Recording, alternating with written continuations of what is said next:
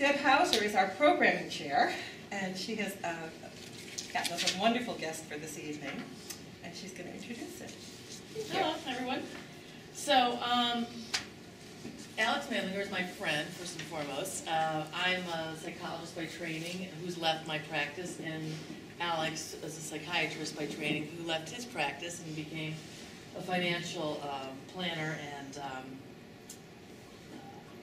wealth advisor extraordinaire. And I found that Alex was a wonderful psychiatrist, and so given his background now in finance, I feel like it's such a good combination of things because money is so loaded, you know, it's so loaded with meaning. So I'm very, very happy that you're here, and I'm going to read you his official bio, which is very impressive, but I wanted to give you the blurb that he was a wonderful psychiatrist, very understanding, very smart, and I think he brings that to you know, the world of money, which can be daunting, upsetting, depressing, and a whole host of other things. Dr. Alex Madlener is the founder and managing principal of Open Circle Wealth Partners. His interest is in finding more effective ways to create value for clients through consultative strategic partnerships. Grew out of 32 years of combined work in psychiatry and wealth advising. 32 years, wow, you're old. I love my work, and the unique intersections of my profession has allowed me to have a positive impact on people's lives in many ways. The mission of Open Circle is to provide a higher standard of financial care, and I stress the word care, to their clients through comprehensive wealth management, consultative relationships, and powerful strategic partnerships. The firm uses academic, evidence-based strategies, which I've been reading and which are fascinating, rather than the usual Wall Street approach to investing. So Alex earned a Doctor of Medicine from Yale University, a Master's in Taxation from Golden Gate, and has a BA from Wesleyan University. He also holds a Certified Financial Planner certification. And without further ado, he's going to tell us how to feel happy about money, no matter how much you have. Thank you, Debbie. and we were talking about what might be appropriate to bring up here, and you know, thinking in terms of we've just gone through this big financial crisis in 2007, 8, and 9, more or less, and you know, behavior was a big part of what got us into those troubles, and we're coming out of it. And so, you know, I was trying to give certain talks, but often I'm sort of drilling down in more detail into certain areas. I thought to go a little bit broader and just put in perspective of what's this all about, you know, and just take a bigger look. Now, I saw this. Lucky I saw this before I came out to talk to you guys. So we're going to try to avoid bullet points, a lot of bullet points. But you'll see some sketches in here. They're done by a friend of mine who's you know, very nicely allowed me to use his artwork. His name's Carl Richards. You may have seen his work in the New York Times. He writes an article there. And we're part of something called the BAM Alliance, which is a national group of researchers and thought leaders who are interested in doing a better job for people and communicating it in a little different way. So you'll be seeing more of Carl as we go along. But he's got some really fun sketches. So, you know, what is money, right? Money's just a thing. At the tip of the iceberg, if you're just looking at the surface of it, money's a thing that we transact with, that we might store, you know, and defer gratification to save it for later when we're going to spend it at another time. But it's when you get below the surface, money is much more, obviously, right? So, you know, you've heard the expression "money talks." What's it saying? Well, it's kind of saying whatever it is that we're telling it to say. So, human beings, we imbue the meaning into money, and it shows up in all kinds of ways, right? It has to do with our hopes and our dreams, you know, our greed, our ambition, the things we fear. It comes into our relationships in various ways. We try to do something with it that no thing can, like, you know, try to regulate our moods, bolster our self-esteem. You know, we try to judge our success. We even try to buy happiness with it. So it's really so much more, but it's that human dimension that that really is part of that. And you know, each of us has a story around it. So when I work with clients, often I want to know something about how they feel, what their story is. So, you know, if you think back to your own childhood experience growing up in a family, some families it's taboo subject, some families it's used to control people, some families it's you know, a lot of anxiety around money or fear, some it's used to as a competitive way, right? So each of us has a different money story. And so I'm going to tell some stories about anecdotes, things about people, and just because we're recording this tonight, I just want to make clear that I'm changing around, you know, some of the situations and things. These are real people, but you wouldn't be able to tell who they are. And obviously, confidentiality is so important in any kind of work like this. So let me just give you a flavor for a money story. I'll tell you something about my family. So my father, and how it kind of goes through the generations. My father was born in England and raised in Argentina.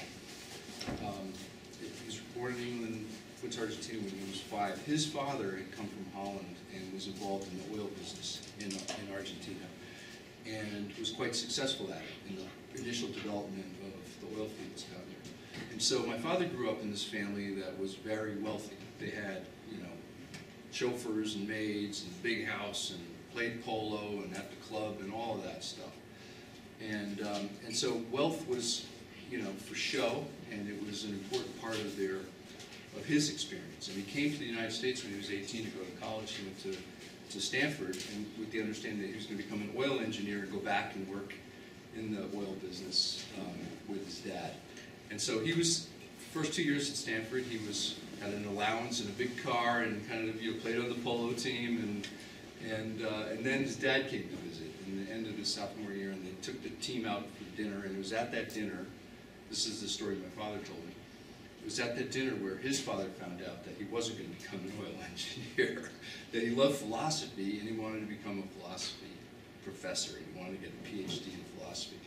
So his dad, you know, immediately cut him off financially and actually didn't talk to him for years, barely talked until he died. So it was really almost like being, you know, disowned. So there's money being used as a control, right? It was obviously important in the family. He wanted his son to be involved in his business, which was his economic life, and he cut him off. So my father spent the last 2 years in college waiting on tables, selling encyclopedias, doing whatever he had to do to get through school. And that's actually how he met my mom. So that was the story, and my father spent his life sort of, I think, trying to chase that economic acceptance because he was a teacher, but at the same time he was always trying to make a deal, make some money and hit it big. And I think he was looking for the approval of his father that was withdrawn in some way, or at least he had the message so drilled into him that wealth was so important. That I think it really affected his life going forward. And so my experience with money as a child was quite different. Now, my parents divorced when I was under 1. So it was me and my mom. We lived in New Haven. And this was at a time when, you know, single moms weren't that common, right, in the late 50s. And we lived on a 3rd floor apartment on Cantor Street. And she worked 2 jobs because we didn't have any money. That was the bottom line. There was no support. So there were stories in the family about, you know, how we used to split the eggs. I got the white, she got the yolk. And, you know, I went to the daycare of the time, which was, I won't mention their names, but this family, they had 13 kids. And so I used to go over there and spend my days over there, and you know, there was always somebody to play with because there was 13 of them. And I remember there was always ironing going on, and so, long story short, my experience was we didn't have money. The woman who owned the apartment used to come down from St. Ronan Street, where the people who did have money lived, and she would march down all dressed up to collect the rent, and sometimes we didn't have the rent. So we would hide in the back of the apartment, not make any noise. So my feeling, money to me has a lot to do with security and taking care of my family and being safe and not being afraid. So there's a couple of examples, and each of you has some experience of your own. And often when we get into, marriages and so forth, we're coming from very different places. And so these stories, are important to think about. Often people don't think about them, but, when you kind of get in there and open up about it a little bit, experience, So even somebody who may not have grown up with much, you might think they would be hanging on to it, but sometimes those are the people that can't hang on to it, right? Lottery winners and, so, anyway, this is where a lot of people are. We've come through this period of real economic uncertainty right now, and over these last years, and people don't generally do well with uncertainty. Most of us don't. And then, this business of being unclear about goals, we're going to talk more about that. But that combination, can lead people just to be feeling stuck, right? Not doing anything. Or we're, preoccupied with other things. And the financial crisis was a you could look at it as a, sort of group behavior of the whole country, right? I mean, Wall Street was repackaging mortgages, but the consumers were leveraging up, and we were all wanting to and feeling wealthier. We owned a house, we bought our house, and at one point my wife said to me, "I think our house is worth twice what we paid for it." And I was, okay, great, I feel wealthier, but it's seductive. With his big leveraging and then the deleveraging that's occurred afterwards. But it's the group behavior and the individual behavior that kind of got us into a lot of that trouble. And I don't know how everybody experienced it differently, because if you were in a position where you lost a job, or you were in an industry that got severely affected by the downturn, it was really bad. Other people, everybody's asset level pretty much got hurt, but some people experience more pain than others. But I think that's such a big event that's going to affect people for a generation. I mean, I think some people just were so hurt by that. Actually, one of the saddest stories I heard was a doctor who I was speaking with, guy's early 60s, and we were chatting at a conference, and he said, asked me what I did, and I told him, and he said, I had my whole retirement plan in the stock market. I was, just aggressively investing, and I lost like half of it. And I was so freaked out that I just sold everything, went to cash, and haven't been back into it. So, I mean, that's a really sad story. But he tried to be humorous about it. He said, "But my son, my hope is my son. My retirement was devastated, basically. My hope is my son, who's at Wharton, learning to be a hedge fund manager." But no pressure there. No pressure there. So I thought to myself, everything's wrong with this. Everything's wrong with this story, because here's a guy who has worked hard for a long time. A lot of people think doctors are wealthy. There's a subset that are, but most of them aren't, and they're working hard. And this guy, all he had to do was hit singles all of his life, and just invest well and not have any big losses or anything. But he was swinging for the fences when he didn't need to be. And then this, the second saddest part of the story is his son's into this kind of useless career path that in my opinion, Wharton's not useless, but hedge funds are pretty useless. Yeah. It is? I think so too. Yeah. They make a lot of money for the people who run the hedge funds. Right. Yeah. Right. And they're taking all the risk with other people's money. And then when they go underwater, they close up and open another one. Amen. So it's that's my opinion. Yeah. Well, the research on hedge funds as a global investments they're pretty bad for the investors. Because anyway, that's one of my pet peeves. Well, there's no regulation. They're not regulated. That's going, Yeah, note to self, children No, should not no be. hedge No hedge funds. So hedge fund, you need like a $3 million. Usually, the hedge fund, you need like a minimum of. Yeah, they have Big bucks. They have minimums, or some of them. So I don't have to worry about that. Yeah, but if you look at the sort of statistics that track hedge funds as a whole, They don't do well. they underperform sort of Oh. equity markets. Yeah. Really? Yeah, but like you say, the people make their money. Yeah. Well, 'cause they take the huge- people at the top. Right. 2 or 3% It's just of crazy to me. assets under management plus 20% of the Right. return. Right. I mean, that's like gambling. But It's like- It is gambling. That's all it is. Yeah. That's all But it the is. thing is, the risk is on the investors. I know. Yeah. Right. Right, so that's the problem. All right, Bruce. Okay, so what's this all about? This is all my opinion here, but what are we after in life? Really, most of us are looking just to be happier at its core, and so much of what we do, I think, is in search of that. Yeah, I know, I took it, but That's okay. my son was looking at this earlier this afternoon, and he goes, "Don't you want to get rid of that one?" Anyway, sweet little baby. But I mean, most of us have kids here, right? We remember that innocent, beautiful part of a child when they're before language and the mind gets complicated. And advertising starts to hinge on their wishes and desires. Right. Before my kids started like watching Barney all the time, whatever they do. But Teletubbies. the point of this is we have this joy and happiness inside of us already. It's sort of like we're already fulfilled, like they were. It gets covered up.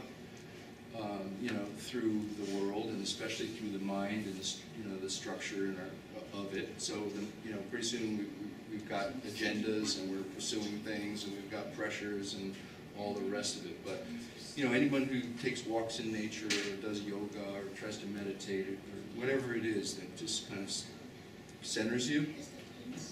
I think that it's part of our nature, this happiness, and it's a matter of just staying in touch with it. And I think part of what's motivating people is they just want to get to that place again. And so I love this slide because, right, the more time we spend looking for happiness, often, if it's right there already in some way, we're just being distracted. I mean, I think back a few years ago, I went through this midlife crisis period where I don't know what it is with guys, but I had to have a sports car kind of a thing. So I think I have It's better than a girlfriend. Yeah, right, thank you. So, so the brain was like fixated on, you gotta have a sports car. So I'm online and I'm searching around for what kind of sports car to get, and What'd you get? I got a Honda S2000. It was like the cheapest nice sports car. But anyway, so all the searching for it, and I'm looking for a feeling, right? I think that's what's underneath it. If we kind of step back and what is it about that you're trying to looking for something? But then what's the reality? So you get the car. I got the car, and it was great. I'm driving it around, the wind's blowing in my hair, and it's a new car, and it handles great, and it's a lot of fun. But what happened was the mind is no longer searching around. Now it's in the present and just in the experience, and all of that energy and searching going on for the thing is relieved. So now there's that sense of presence and maybe in touch with the happiness piece. But then what happens? You get a scratch. You got a scratch in the car. The thing was getting dirty. My back started to hurt. Oh, that's cruel. Well, because my knee, my belly, and my chin, and I was trying to get out of the thing. And I was going to ask if you had trouble getting in and out of it. Yeah, it was like this high off the ground, so I. That's funny. So now I hold me back. Now I have a sedan, like a sensible, but it wasn't a sensible purchase, but I Did think it do for you what you had intended it to do for you psychologically? temporary, but it was temporary. Yeah, It's that's the temporary. problem, Yeah, but I think that's when a lot of us are looking for something in stuff, whatever it might be, and what we're looking for is actually maybe already there, settled down. This is an interesting thing. You may have seen it, and New York Times had an article on it. There was research done this year on we do get happier with an increase of income to a point. In the research, it was $75,000. Now, Connecticut's more expensive than a lot of states, but we get our food, we get our shelter, we get our health care, maybe costs covered, and then we get relief from that. We feel happier with that. But then as you get income beyond that, it doesn't really add that much. Maybe a little, but it doesn't add that much. So I can tell you stories about people I know who have, 10 million bucks, yet they worry every day about the stock market. And the person I'm thinking about, family came from the Holocaust, lost everything, came to the country, and the family experience growing up was one of real anxiety and loss and trauma. And they became very successful in the real estate business, but nonetheless, this person who's now in their 70s is every day obsessing about, on CNBC, about what stocks are going up and down. It has no relation to her actual, you know, what's going to happen to her. She's all set. So that's just one example, and there are others. But turns out that, you know, this is something we'll come back to. Most of us know this. You know, that really where happiness comes from is more in having experiences than things with the people that we care most about. But I think about some friends of ours who are very kind of modest backgrounds, wonderful people who every summer pack up their kids in a camper and they go to Hammonasset, and they're there with a bunch of their friends, and they all collect over at Hammonasset, and it's a, you know, very modest kind of a vacation, but they're there for 3 weeks or a month, and people can go to work if they need to, and they're happy as clams, and they have a great time, and they're wonderful families, and it's nothing fancy, but it's all about, you know, being with the people you care about. You know, and I've always just appreciated that about that. So whenever I'm working with people, I'm very interested in getting at this. You know, what are their passions, values, and goals? What's most important to them? So I start with this question, right? What's most important to you about money? And then, so people give me answers like, well, I want to fund my retirement, or I want to put my kid through college, or whatever the particular financial goal is. But it's important to, I think, to go to the higher order level above that. You know, so what's important about funding your retirement to you? Well, I don't want to worry. I want to feel secure. I'm worried about being a bag lady. I had somebody used to tell me that, which I get it, right, from her experience. She worries about running out of money. And that's sort of this image of fear. But I want to know about that, you know, it's about safety and security. And for some people, it's freedom and independence. They want just the freedom to be able to not worry about money, to pursue the things that they care about most. And sometimes, not always, but I can go in this direction, which is, you know, sometimes people are just come right out with it, but this is something I learned from a guy named George Kinder, who does life planning. And this is a series of questions where you can kind of drill into what it is that you care most about. You know, so you don't have to worry about money. Well, how would you live your life? So just sort of giving yourself the freedom to explore that. What would you change? You know, what if you had 5 or 10 years to live? You're not going to feel sick, but you have a limited amount of time. What is it that you would do?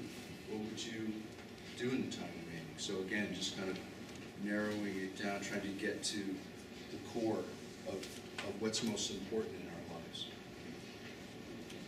And then you can even go further and say, okay, you know, we're talking about 24 hours, what would you have missed? And you know, what feelings come up from that. So just to give you an example of this, so one couple who I worked with a few years ago, they came in to see me, and they were interested in, their dream was, they'd worked really hard to build this business. It was a farm, and they did some teaching, and they put a lot of blood, sweat, and tears into building this thing. And they'd been successful at it, but it was a hard job. I mean, they were up at 6 in the morning and working until 8 at night. Their dream was to sell it, to simplify their lives, to move to a part of the country that weather was better, and then to sort of focus on one aspect of that business. It was about horses. Just to have a simpler life, and to kind of cash in on all their hard work and just enjoy themselves. So the point was, I wanted to get to that, and how important that was to them. And then it started a conversation about, well, why wait 10 years? Can you do it? You know, let's just look at the financial piece.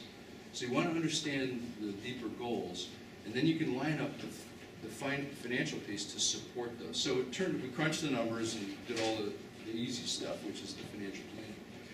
And it turned out that they said, well, let's give it a try. It looks like we might be able to do this. And they found a buyer, they got a good price, and they were gone. In a year, they they sold their business, and instead of thinking they had to wait 10 or 15 years to do this, they were actually able to get it done in a year.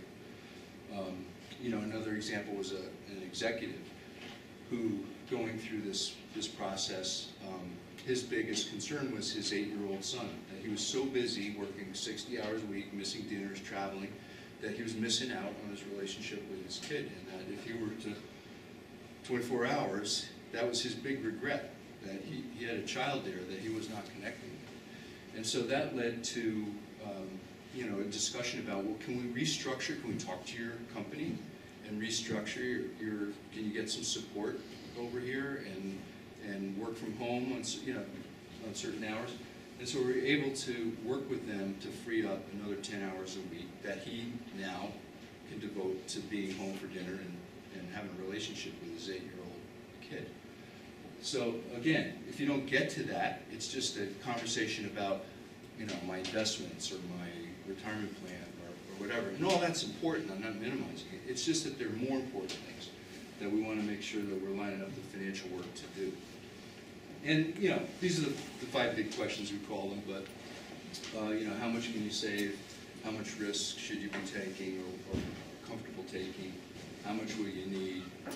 When will you need it? And what do you want to leave your kids? So these are sort of the basic questions you want to get to. Now, have a good enough plan. When I first started in financial planning, which was in 1981, sort of the beginning of the financial planning heyday, when it was just coming on the scene, this is what we used to do. We used to take a bunch of assumptions, crunch a bunch of numbers, and hand people a book about 80 pages long that nobody read. Okay? Your solutions in a book. I think I have one of those. Yeah, exactly. As though. It's funny. I went to see a guy the other day, and in his office, he said, "Oh yeah, look, there's one. There was one on the shelf that somebody had done for him." He said, I've never looked at it. I never did anything. Pretty worthless, really. But what's worthwhile is the conversation, the planning part. The plan. We all kind of know.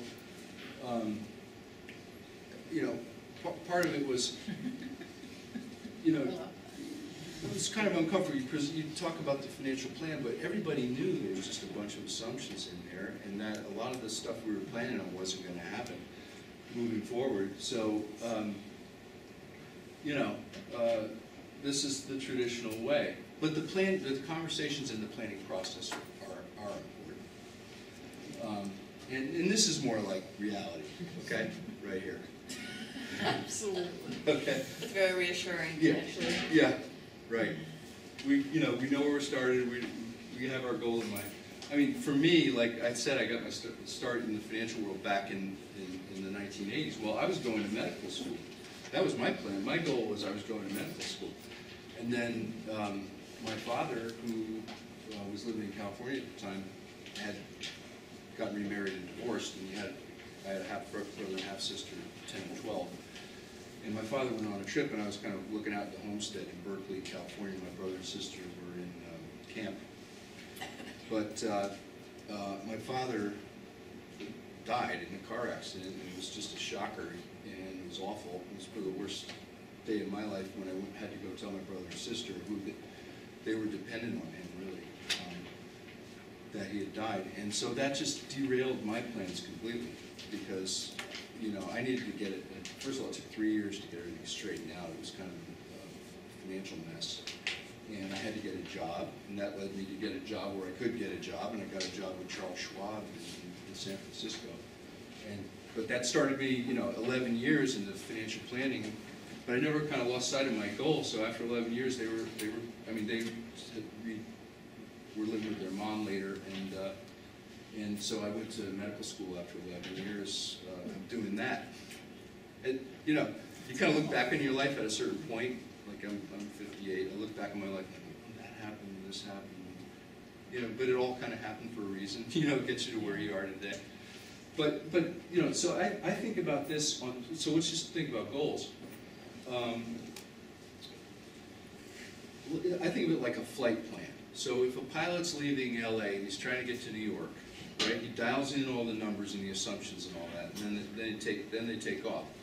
And what happens next? The wind, they're on the, talking to a control tower, you know, somewhere, but everything's changing, it's dynamic, so they're changing and adjusting the plan. If they didn't do that, they'd be off 5 degrees and they'd end up in Miami. So but the planning process, the point is the planning process. Well, you know, so we talk about what really matters to us, and now the question is, you know, what can we control, right? Because there's so much that we can't control. Like, we can't control the economy, we can't control the investment markets, we can't control other people most of the time, right? So it's you know, we know, we have a plan, we've gone through the planning, we know what we're aiming for, but where are we going to put our focus? And it's really on the things that we can do something with. It's the day-to-day stuff. And so I always put this in because a lot of times, you know, look at me, my sports car. You know, we're operating here, you know, on our feelings, where we tend to be impulsive and maybe not make the smartest decisions about things. You know, if ever you're around a really good salesperson, somebody gave me advice one day. If you're with a really good salesman, just the best thing you could do is turn around and run, because it's operating here, okay? And you want to be operating here. That's where, you know, we want to stand back and make sure we're exploring all our options, that we know what we're doing. You know, a lot of times we can defer making decisions on things. Not that we don't want to act when it's appropriate, but it's so easy. Human beings often make decisions based on their feelings, and then we kind of back into the rationale why we did it. You know, and part of this is the culture we live in. You know, we're in this heavy information age right now, where we've got, you know, 250 channels, and, you know, the internet 24/7 on our cell phone, on our smartphones, and then most of it's really just noise. You know, I mean, there's just a lot of information that is irrelevant to what's going to help us be successful in reaching our goals. And the other problem here is not only is there a lot of noise, but we often, more and more people are living in these like information silos. You know, whereas if you're conservative leaning, you're watching Fox and listening to conservative radio. If you're, you know, a liberal, you're listening to MSNBC, and your friends kind of reflect your views, and you go to those places on the internet that, you know, that reinforce your views. We don't have sort of more of an equal sharing of ideas these days. So that's another kind of risk factor, and you see it in politics. But anyway, just like to give you an example here, I work with a couple of physicians. They're older people in their late 70s, and they have, you know, we have an investment plan, and part of it's a diversified portfolio, and some of it's in, you know, international stocks, right? In mutual funds, low-cost mutual funds. The Greek financial crisis was going on. Remember that a while ago? It's not over. Yeah. What's going to happen to the EU? And so I'm getting, you know, they're calling me and saying, do you think we should sell our international, you know, low-cost mutual fund? And they're really concerned about it. I mean, we talked about it. They called me multiple times, and, you know, essentially it was irrelevant, right? What happened in Greece was irrelevant to their investment plan, because, you know, trying to time markets and react, all that stuff's already priced into the securities. So it's maybe important information. We care about what's happening over there, but it's not going to affect anything that we're doing at the time. Right now, the same thing's happening with China. You hear that, oh, the Chinese economy is slowing down. That's really important. It's like double the impact of the United States on global growth. We care about that. But if you have the right kind of plan set up for yourselves, it's not going to really impact anything you do. If you start reacting to stuff like that, that's where your behavior will get you into a lot of trouble. So anyway, it's just tuning out a lot of the noise. I love it when I listen to the radio and they say, well, the markets did this today because of that. You know, sometimes it's apparent, like 9/11, right? I mean, that was a terrible tragedy that impacted markets, but they're always saying some explanation for something that just doesn't make any sense. So tune out the noise as much as you can. And then this is, we've been talking about this just now, it's just how important it is to have conversations around these issues rather than passing in the night, not talking about it. last week I met with a couple who were in their early 60s, and it was just a sort of a ordinary discussion about retirement and some things we talked about before. And we just clarified a few things, but afterwards, I won't use her name, but call her Jane, that's not her name. She came up to me and said, "Oh, thank you, thank you for that meeting. What do you do?" Just, I can't get them to talk about this stuff. We try to talk about it, but I can never get them to talk about it. So just having a conversation can really make a big difference. There's just a recent study by this guy, Michael Norton at Harvard, who looked at, people's enjoyment of spending. And what people enjoy spending on more than anything is something that impacts other people, that helps other people, or something that is an experience. So it's really the value that people derive from spending is really much less on things and much more about. So this is about behavior and investing, right? So we talked about spending and saving a little bit, and the things you can do with spending is, we can do things like put ourselves on a fast, see how long you can go without spending, or when you want to buy something, write it down and see whether you really need it like 3 days later. That's true. That's a great strategy. A lot of times you don't. You just don't even want it anymore. So these are the ways we can try to control it. But on the saving and investing side, I listen to this guy because he's probably the most brilliant investor in the world. And his advice to the individual investors is really pretty straightforward. It's basically, look, it's simple. It's not easy. It's a matter of, you can have ordinary intelligence, but it's really, you have to have the temperament to control reacting to things. So we kind of know, if you look at the academic research over the last 60 years, you kind of know what works in investing, and it's not what Wall Street's telling you. The larger firms are all about profits for them and their shareholders. They're not about their clients. They give it lip service, but that's not what's really happening.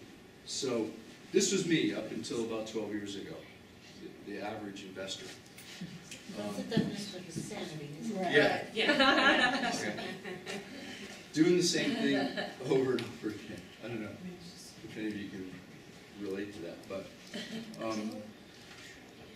right, this is what investors are doing. So up until 12 years ago, I was kind of trained in the 80s, that we could find the good mutual funds and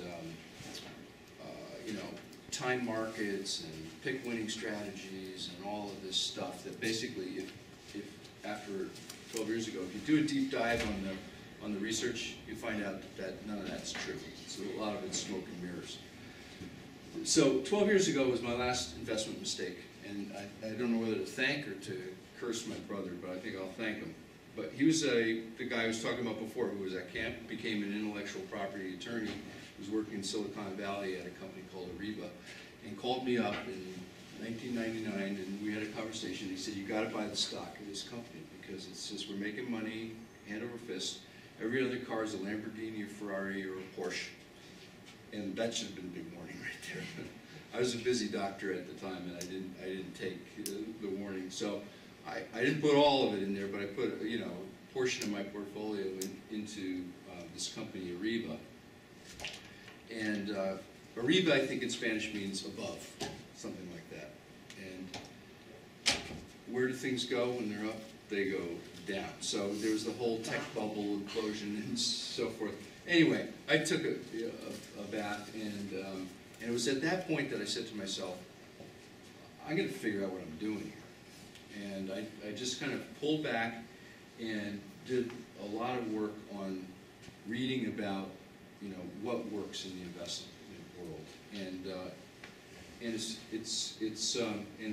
not stock picking, market timing, buying the hot mutual fund. It's about keeping costs extremely low, having a plan, being well diversified. Index funds are good. There's some better ways to do it too, but essentially it's not the status quo.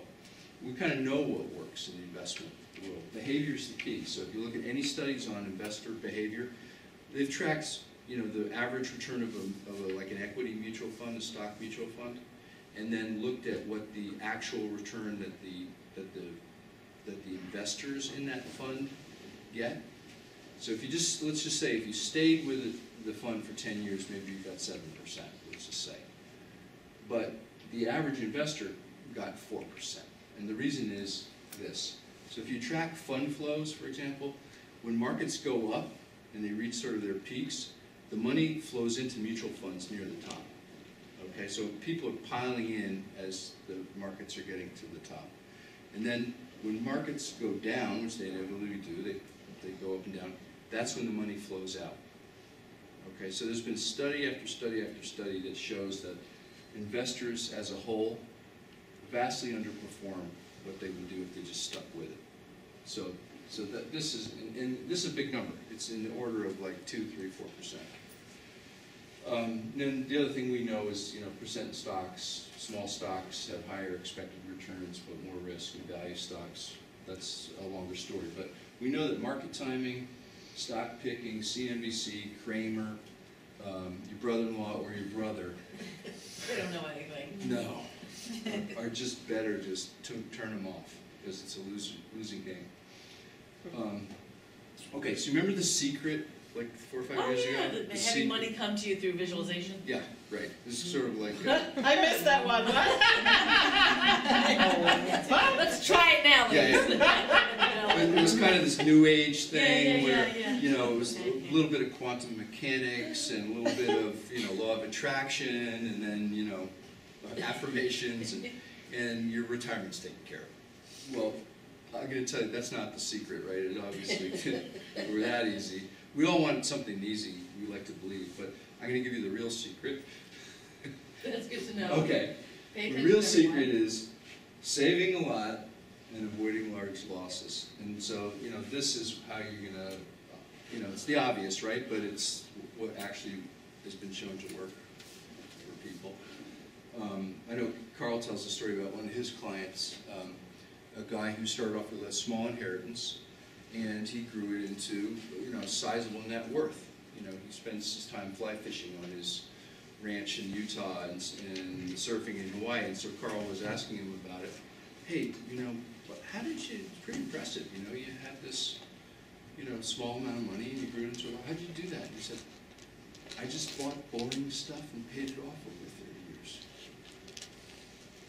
And so you see that it's pretty basic. If you just save and don't have any large losses, you can get where you're going. Most of us can.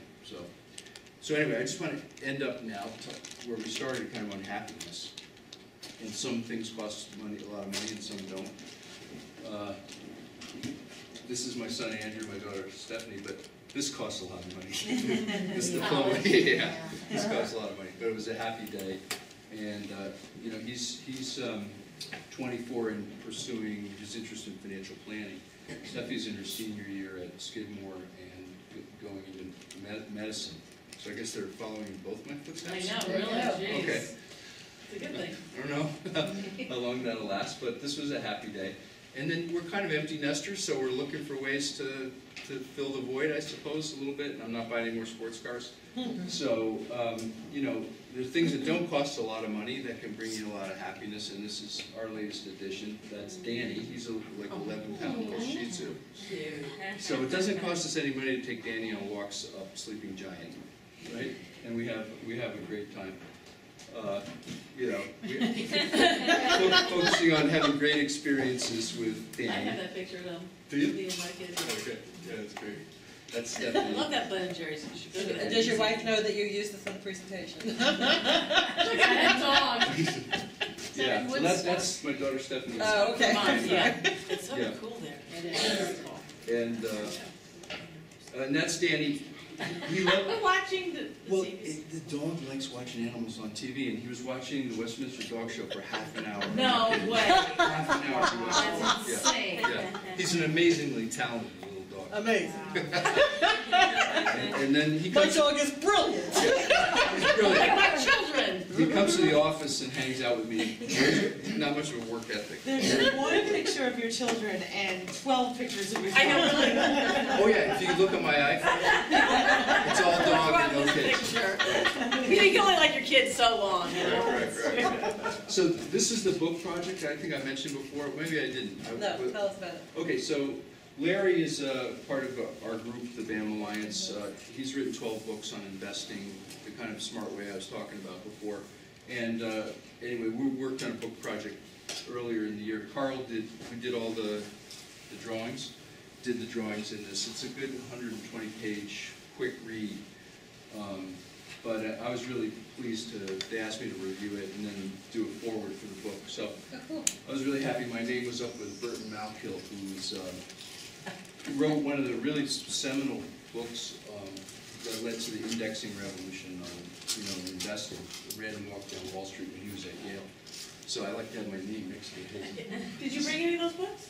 I have one copy, but here's my email, alex@opencirclewealth.com. Just shoot me an email, say that you were here tonight, and I'll make sure someone in the office sends you a copy. It's got a lot of practical stuff in it. We talked a lot about, the big picture tonight, but this has a lot of practical advice in it. I'd be happy to send you a copy of it. Well, good. Well, thanks. Thank This you. was fun. Thank you. Thank you so very much.